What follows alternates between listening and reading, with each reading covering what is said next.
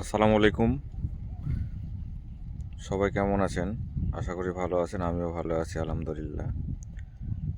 শামীম মৎস্য খামারের চ্যানেল থেকে আপনাদেরকে স্বাগতম জানাচ্ছি। আমি আজকে যে জিনিসটি তৈরি করেছি বা যে জিনিসটি তৈরি করছি, এখনও শেষ করতে পারিনি, এই জিনিসটার ভিডিও আপনাদেরকে আমি দেখাবো। আসলে জিনিসটা কি? এই যে নেটটা আপনারা দেখতে পাচ্ছেন, এই নেটটা আসলে কি করব, অনেকের মনে প্রশ্ন জাগতে পারে যে এই নেট দিয়ে আসলে কি করা হবে। এই নেটের এখনও পুরোপুরি কাজ শেষ হয়নি, এখনও একটু কাজ বাকি আছে। কারণ এটার চার মাথায় চারটা বোতল বাঁধানো হবে। এই যে আপনারা দেখতে পাচ্ছেন, এখানে বোতল রাখা আছে। আর এটা কীরকম রূপ ধারণ করতে পারে সেটা আপনাদেরকে দেখাচ্ছি আমি। এই যে দেখুন,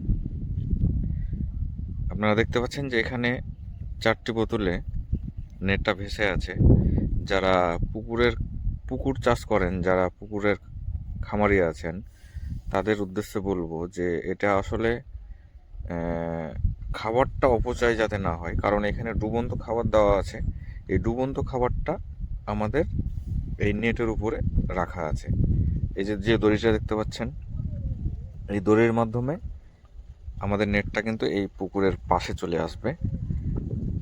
পাশে চলে আসলে আমরা এখানে খাবারটা দিয়ে দিতে পারি, এবং অপর যে দড়িটা দেখছেন, এই দড়িটা টান দিলে এখানে আমরা জায়গা মতো যে বাঁশটা দেখতে পাচ্ছেন, এই বাঁশ বরাবর আমরা বাঁশ পর্যন্ত নিয়ে যেতে পারবো। কিন্তু আসলে এখানে আমি রেখেছি কারণ মধ্যস্থল বরাবর রেখেছি, যাতে আমাদের খাবারটা অপচয় না হয়। তো বন্ধুরা, ভিডিওটি ভালো লাগলে অবশ্যই লাইক, শেয়ার এবং কমেন্ট করে জানাবেন।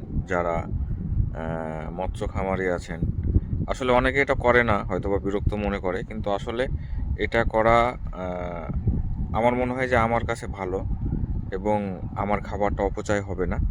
আমি খাবারটা দেখতে পারবো যে আমার কী পরিমাণ খাবার মাছে খাচ্ছে না খাচ্ছে।